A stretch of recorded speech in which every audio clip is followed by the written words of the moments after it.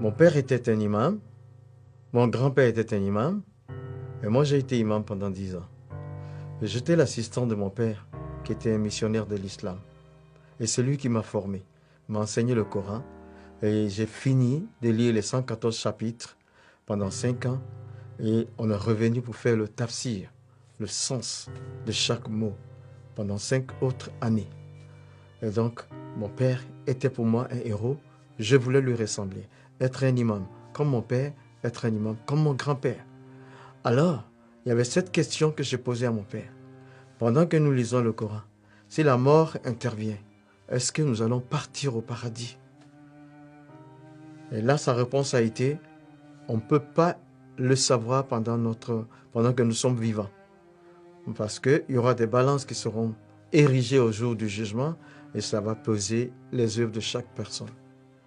Et donc, à cela, j'ai commencé moi-même mes propres recherches. Alors, je commence par la 100e sourate dans le Coran. À partir du verset 3, il dit « Inna lisan li rabihe la kanudun, wa innahu ala zalika la shahidun, wa innahu li hubli khairi la shadidun. » C'est-à-dire, l'homme est ingrat envers son Seigneur et il est témoin de son ingratitude. Le Coran veut dire que tous sont pécheurs, tous les humains pêchent. Après la 101e sourate dit « Fa'amaman sakulati mawazinuhu fahuwa fi shati radiyati, wa amaman kafati mawazinuhu fa'umuhu khawiyati.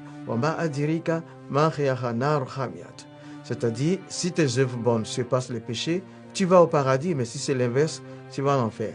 Alors j'ai commencé à réfléchir. La 100e sourate me dit que je suis pécheur et la 101e sourate me dit que je dois avoir plus de bonnes actions que de péchés. J'avais 35 ans, je ne connaissais pas le nombre de mes actions, ni bonnes ni mauvaises.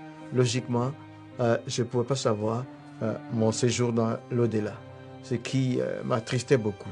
Et dans mes recherches, j'ai aussi découvert la personne de Jésus dans le Coran. Je le découvre d'abord avec des titres. Dans la 4e sourate, verset 171, il y a 3 titres au moins.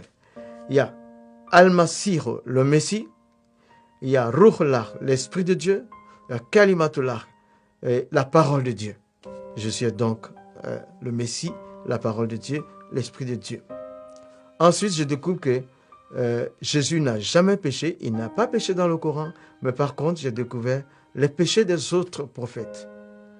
Alors, le prophète de l'islam, 48e sourate, versets 1 et 2, il dit, Allah lui dit, nous t'accordons la victoire pour te prouver que nous pardonnons tes péchés. Je dis, mais lui aussi, il a péché, mais Jésus, jamais. Il n'a pas péché. La 19e sourate dit un enfant saint sans péché. À sa naissance, un enfant saint. Ça veut dire sans péché. Alors, je découvre après que Jésus a été crucifié, mais la sourate 4 d'abord, au verset 156 et 158, rejette la crucifixion de Jésus. Et ces versets disent que quelqu'un d'autre a été crucifié à sa place. Mais par contre, la 3e sourate, le verset 55, un dialogue entre Allah et son prophète Jésus dans le Coran. Il dit Izikalallah. Allah dit Ya Isa, toi Jésus, inni mutawafika. Je te fais mourir, wa rafiuka, et je te lève à moi. Inni mutawafika, je te fais mourir, wa rafiuka, je te lève à moi. Il dit quand un mort est élevé, c'est qu'il est ressuscité. Les deux verbes, mourir et ressusciter et élever, sont collé par une conjonction. Ça veut dire Jésus est mort et ressuscité. Mais moi, je voulais savoir de quelle mort il est mort. Et je prends donc le verbe qui a été traduit en français, mourir. Tawafa est le verbe là. Tawafa, la première interprétation donne mort violente. La crucifixion est une mort violente. Deuxième interprétation, mourir pour atteindre un but. C'était le cas pour la crucifixion. La troisième interprétation, c'est mourir pour payer une dette. Ce qui veut dire la crucifixion. Donc j'ai compris que Jésus est mort par crucifixion et ressuscité. Maintenant, après tout ça, j'avais une décision à prendre. Je suis allé donc dans ma cabine, sachant que je ne pouvais pas de moi-même, je ne voulais pas quitter l'islam, mais je n'étais pas sauvé dans l'islam, dans le Coran. Donc, j'ai vu Jésus qui est au-dessus des autres.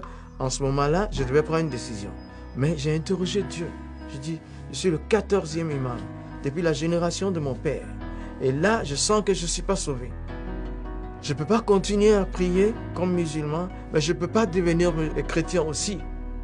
Comme tu es Dieu, décide ce que tu veux. C'est en ce moment-là que, dans ma cabine, j'avais éteint la lumière. Et pendant que je m'apprêtais à dormir, il y a eu une autre lumière qui s'est faite et une personne était présente avec moi dans le bateau. Et cette personne m'a juste dit, Moussa, tu as toutes les informations que tu veux. Prends ta propre décision. Et puis, il n'y avait plus de lumière, c'était les ténèbres. De nouveau, je l'ai cherché, je ne l'ai pas revu. Et donc, suite à tout ça, j'ai décidé de donner ma vie à Jésus. Parce que dans l'islam, selon le Coran, je n'étais pas sauvé. Et Jésus a des titres au-dessus des autres.